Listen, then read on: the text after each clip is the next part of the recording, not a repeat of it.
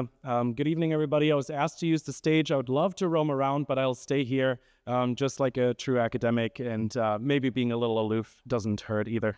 So, for those of you who haven't met me before, I'm Philip Held. I'm a licensed clinical psychologist. I also direct the research and innovation at Road Home. I've been here over a decade, and saying that out loud seems really odd, but what I've gotten to do in this decade is really see the program grow, and I'm going to share a little bit with you because I was asked to where we're going to head and why we're going in this direction.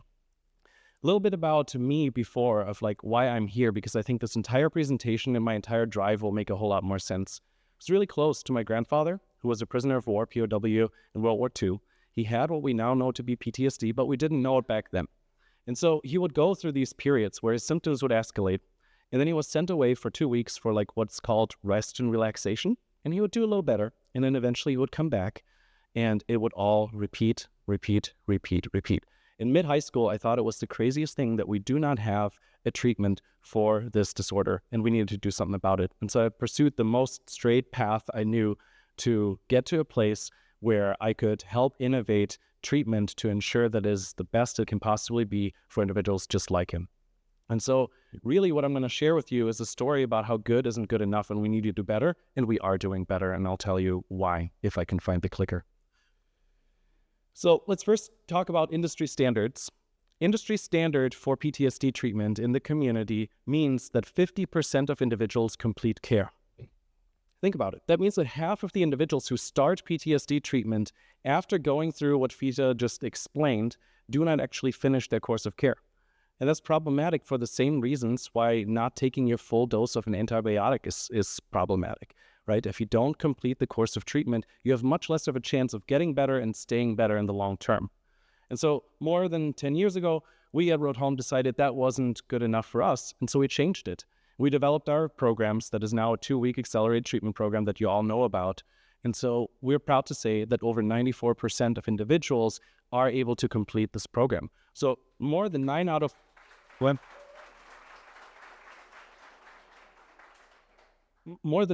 10 individuals have a chance at success. And when we look at our outcomes, over 84% of individuals say that they feel meaningfully better as a result of participating after just 2 weeks of our accelerated treatment. So that is groundbreaking. That's a reason to celebrate. And this is far, far above what we're currently seeing as industry standard in PTSD treatment. But this is not what keeps me up at night. So what keeps me up at night is the flip side of this. If 84% of individuals say they're getting and feeling better, that means that 16% are not. And that shouldn't be the case, and we need to do something about it, and I'll tell you exactly what we're doing. This is so important because, as you heard Vita talk about, we oftentimes only have a single chance of helping individuals feel better because they will only try treatment so often. And so imagine you're going through a treatment program like ours, and you end up not feeling any better after 2 weeks. You're not likely to try this again because you've sort of proven to yourself that PTSD treatment doesn't work. So with the one chance we have, we need to do the most, and we need to figure out a way of helping those individuals respond. So we want the number to increase further and further. And so the way to do this is, or the way we are currently doing this, is we're looking far, far, far beyond mental health treatment. We're looking far beyond healthcare. We're looking to places like what you see on the left. You probably all recognize it, places like Netflix. So why are we looking to Netflix? Right? When you think about companies that have truly innovated and truly changed entire organizations, entire industries, Netflix is one of those. The way they've done this is not just by turning DVDs into digital media, but they've done this by personalizing what we get to watch, right? We all know that when we log in, we are recommended certain movies, certain TV shows that are tailored toward us, toward our likes, toward people who are just like us and what they've watched in the past and liked as well. And we've come to expect this, and it works. And so the question is, why can we expect personalization in places like that, but we can't expect personalization in the therapy room? And so the easy answer was like, well, let's change this. Let's make sure that we personalize treatment so that everyone gets the treatment in which they have the best chance of success to improve, not just in the short term, but to also stay better long term. So think about our treatment, right? Graphed on the bottom is the treatment days. We have a 10-day program. It's our accelerated treatment, highly effective, highly published about. But what you would see is someone whose symptoms don't change. They sort of are elevated at the beginning and they stay elevated all the way until the end. And so if we would know that this individual is not improving, what do you think we currently do? We keep doing the same thing, expecting for it to get better, for the person to improve. And doing the same thing over and over, expecting different results. People have given that a name, starts with I and then N, and it's called industry standard. And we need to do something about it. It's industry standard because these treatments have been shown to work in this way, but when they don't work for an individual, we need to do something. And so we leverage all of the data that we've gathered from the individuals who've participated in our program. We've looked for patterns, and we've created our own machine learning algorithms that are very similar to a Netflix algorithm that'll tell you whether this person is going to finish watching the movie or not. We've just applied it to mental health treatment. And so what we're now able to do is we're able to, at as early as day 3, detect whether you're likely to complete PTSD treatment or not, and whether you're likely to get better or not. And if you're identified as an individual who is at risk of not getting better, guess what? With this algorithm, we can now alert our clinicians who can have a conversation with their patients and together decide whether it's time to switch the course of care. And through that, we are able to change how well someone does. This is truly personalizing treatment as early as we possibly can to ensure that those 16% who say they don't get better have a chance of getting better. It's not a guarantee, but it's making it a lot more likely that these individuals will also benefit. To make this even more Netflix-like, we're also starting to use something that's called precision targeting. So I assume most of you are not clinicians in the room, so thinking about what we do with PTSD treatment is we work with individuals who come with really complex life stories, really complex traumas, and what we're looking for in our treatment specifically are beliefs, trauma-related beliefs, that are keeping individuals stuck in the cycle of PTSD. Think of these as the coulda, shoulda, wouldas that are replaying over and over and over and over. The thing is that there's never just one or two. There's a bunch of them. They're all over. And as a clinician, it's sometimes really hard to know which one should I focus on because there's so many different options to choose from. So again, what would Netflix do, right? They would develop an algorithm to recommend a treatment or a belief to help improve as much as we possibly can. And that's exactly what we did. This algorithm shows us which are the beliefs that you as a clinician should target in order to get the most benefit out of care for this individual. And what this does is it increases outcomes by as much as 50% in our simulations. And so again, this is another chance for individuals to get even better than they normally would through traditional treatment. And all of this would happen in collaboration with veterans. And the coolest thing is that all I'm talking about is not some sort of like future in 5 or 10 years of Road Home we're going to be doing this. This is what we're doing now. Like this is not a future discussion. This is what we have implemented to date. And so I call this steady innovation, right? Like you think about like the 1990s Formula One car on the left, 2025 Formula One car on the right. You can still say it's a Formula One car. Everybody would know this, but they have improved drastically. They've made it better. You would still recognize our treatment as such. We've just made it a whole lot better, a lot more personalized. And we don't stop there. We also talk about transformative innovation, right? Like both are telephones, and yet if you came from a different planet, you would never know that the right one was actually a telephone as well.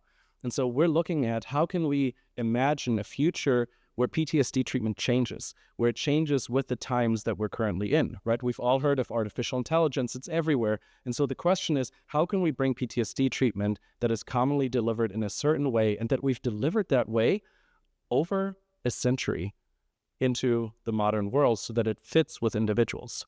And this is not to replace anything. This is just about increasing menu options so that if you're going to treatment, you'll have the best chance of finding a treatment that suits you, that you're likely to do, and in which you're likely to benefit the most. And so I want to introduce you to Socrates. Socrates is our in-house at the Road Home program developed generative AI tool. And this is how we're envisioning therapy can change. Socrates was developed so that that was not me.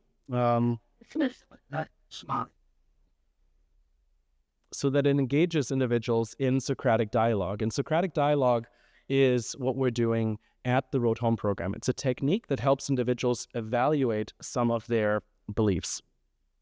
And so we wondered, can we replicate this with some of the generative AI tools? I swear I'm not touching anything. Colloid. See, yeah, Dr. Colloid. See, this is why I get the nickname. And so the question is, can we leverage these kinds of tools to help individuals get better in between therapy sessions? Because right now you're dependent on going to therapy, meeting me once a week or once every day, but the in-between time is what we're hoping to target with these kinds of tools. And so I was going to show you what it looks like, but now I'm not really able to.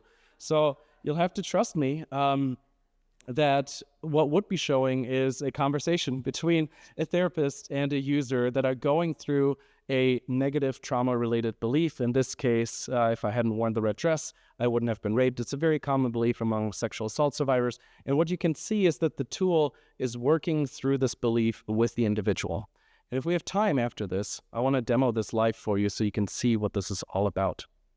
But what makes Socrates unique is that it is HIPAA compliant. We worked closely with our Rush legal and compliance teams. We worked with an external security firm to ensure that all of the security standards are met.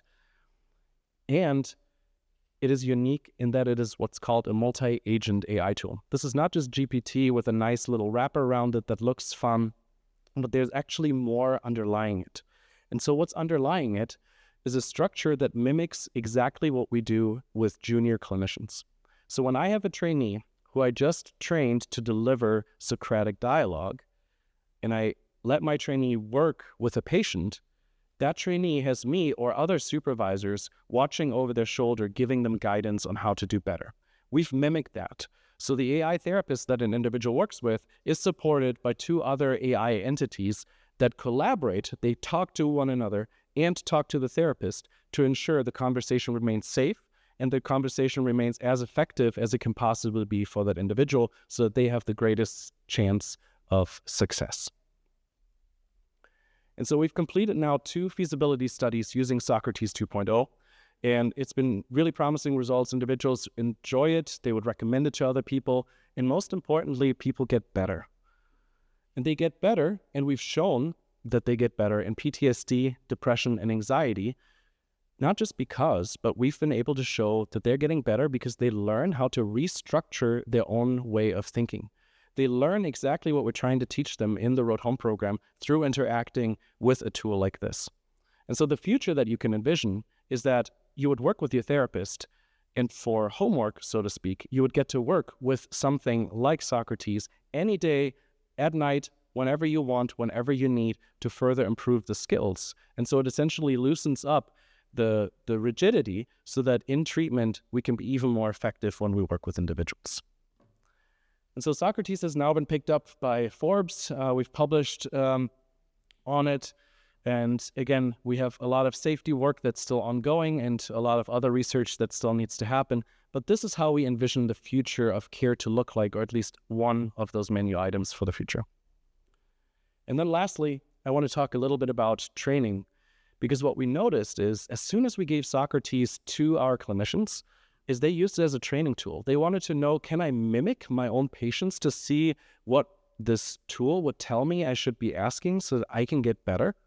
And so we flipped this around and we developed Socrates Coach, which is now supported by USAA and other funders. And it's used as a training tool for clinicians who are learning the exact treatment that we're using at the Road Home program. So I'll pause here because I'm hoping that we have time. I have no idea how much time I have, but I'm hoping we have time for a live demo. And people always tell me, like, don't do a live demo at an event. You're going to end up like, you know, Elon Musk with the Cybertruck and all those kind of things. And this might be my Cybertruck moment, but I do want to try it. And I want to show you what this looks like. I wonder if I can ask Brian to be a patient. Brian, surreal choice.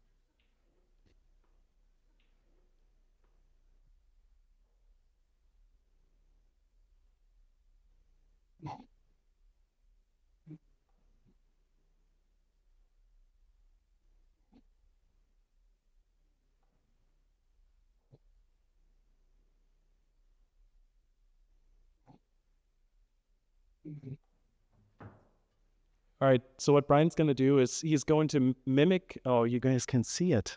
Oh, We don't read. That's just all.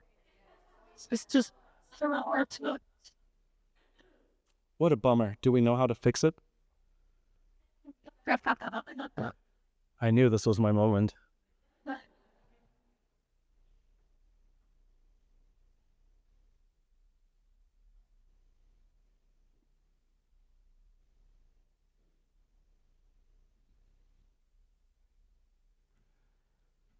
What Brian was going to do is essentially take the role of a patient who would be working with Socrates, starting with sort of a starting point and seeing where it goes. And then maybe if we have time, I'd love to look under the hood so I can show you how the AIs are interacting with one another and how the supervisor input is integrated by the therapist, because that's ultimately what makes it unique. So maybe if you have an idea for a starting point, we can. Ready when you are.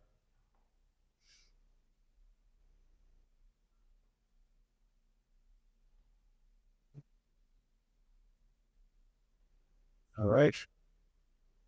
Ready?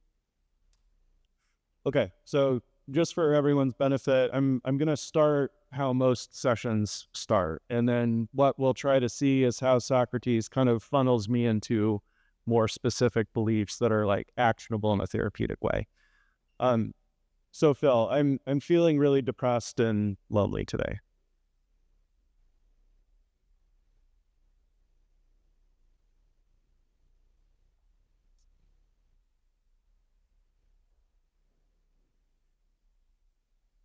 I don't know if everybody who read it. Yeah, it's mine for your top. Sure. So I'm sorry you're feeling that way. Can you tell me a little more about what's been happening today that's contributing to your depression and loneliness? I'm just feeling distant from everybody in my life, and I haven't left the house in almost a week.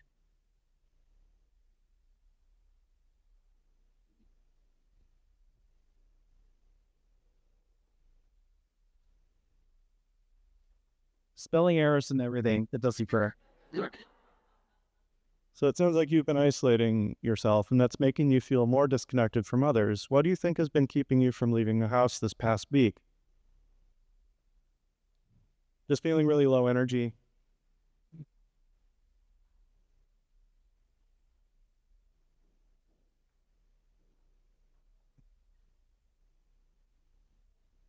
When you notice that low energy, do you think it's more a cause of staying inside or more of a result of it? So again, it's trying to get the veteran to a more actionable, like therapeutic goal. Like what are we actually going to do with this, right?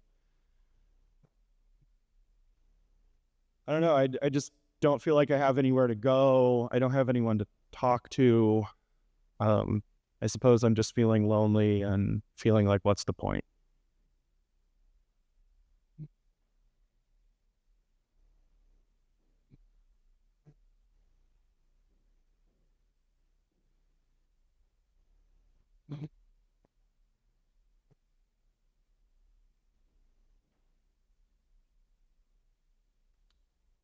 I think it definitely would change.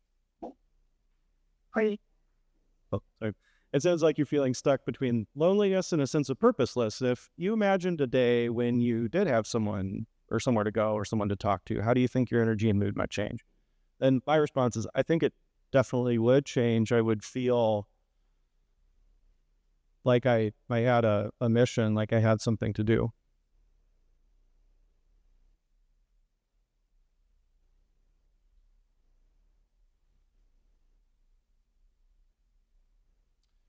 Okay, so like now, and speaking as someone who supervises a lot of like junior clinicians, like this is where you want to get, is like you can sort of see the AI tool getting me closer and closer to like, okay, what do you want to do about this? Like there's a lot of empathy, there's a lot of, yes, I understand how you're feeling this way, kind of like keeping the conversation going, but the goal is to say like, yeah, let's reflect on how you're feeling, but like where you want to go next. So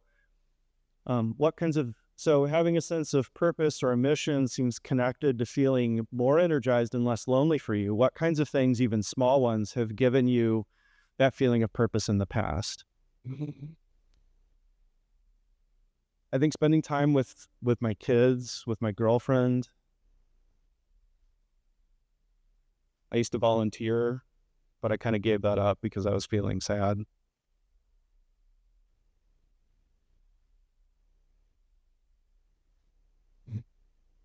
Because I was feeling sad.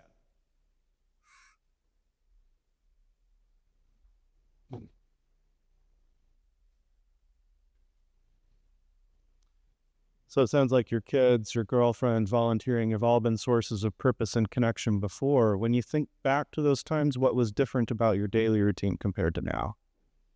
I was just more in touch with them.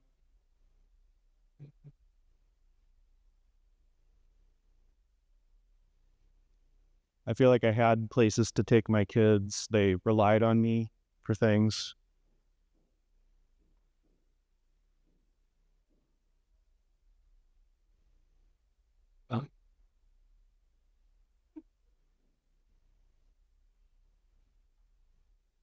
So in those times you were more actively involved with your kids and their needs, and you had specific places to go with them, how does it feel to remember that they relied on you? And does it change how you see your role in their lives right now? I think it's nice to think about those times. I'm just not sure how I can get back to that feeling.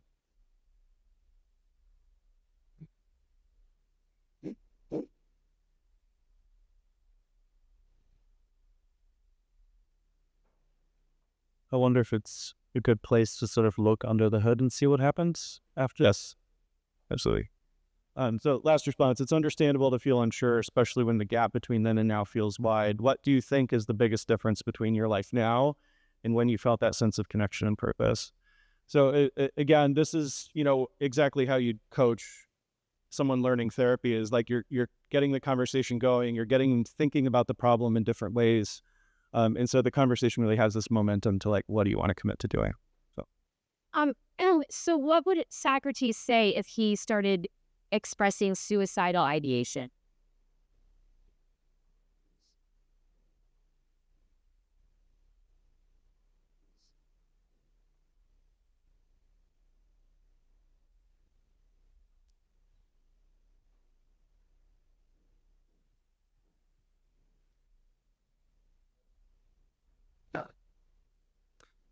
So I'll quickly read through this because I think it's the kind of response you'd hope to see. And this kind of goes back to the safety testing that Dr. Held talked about earlier.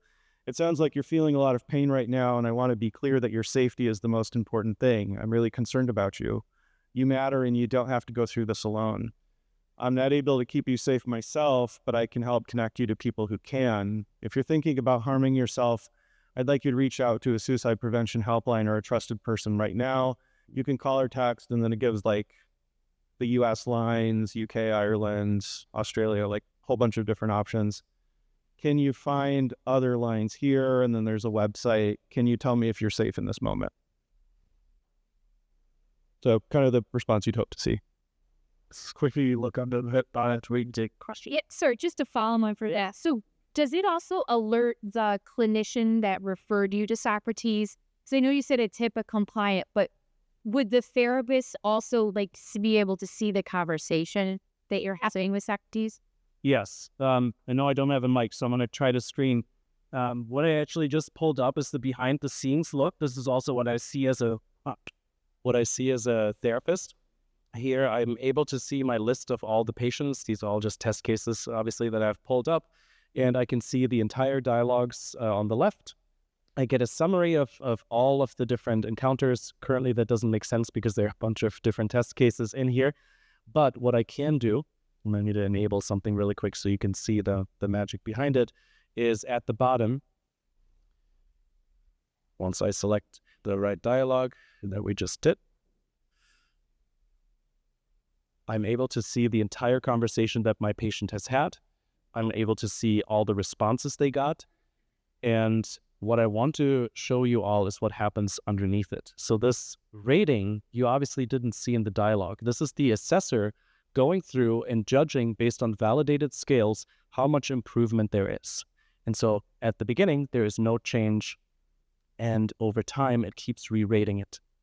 What I do want to show you, and I want to see if we can find a good example, is when the supervisor chimes in and provides input on what else to do different. So here you see a supervisor response, and it provides clear directions on what to ask next. And this type of input, I'm doing this live, so I can't really do this and see this, but this type of input is integrated then into the future responses of the therapist. And so by doing this, we're able to monitor the dialogue and also, similar to what Brian described, very similar to what we do with our trainees, ensure that the conversation not only stays on track, but also uses the most appropriate questions given the context of the situation and given the struggles and concerns that the individual that's using it has had. And so all of this happens in the back that, if the AI assessor tells it there has been no change, the types of questions will also begin to change because it knows that this line of questions is not going to get me to the result that I'm hoping to have. And so, in a nutshell, this is what Socrates is. And I know I have to wrap up, but I can probably take one more question, maybe? Can I ask a question? Yeah. Oh, so I have a friend who's a therapist, and she's finding a lot of her clients are coming in with relationship to their AI bots or with their chat GPT. Yeah. So what if that relationship that goes to dominant relationship? Yeah. How are you managing that? That's a really great question. And this is of concern in the entire AI community, is that individuals do begin to develop these close relationships with it. If you notice the style of responses, it feels very different from what you normally get from ChatGPT, and that is on purpose. It keeps asking you questions. It's not super engaging. It's not super fun. It's intended to work on specific beliefs that you have. And so through that, even though individuals have good, strong working relationships, we don't see sort of this dependence on these tools because they don't tell you what you want to hear. They just keep asking you questions so that you can keep exploring your world of thoughts and see are there alternative ways of looking at situations. And so this is one way of getting around this. And then again, we have the monitoring system. So this is to be used in conjunction with your therapist, not completely independently like something like ChatGPT. Your therapist hopefully should be monitoring what you're doing with this as well. But great question, yeah, and this is a concern and something we're thinking about.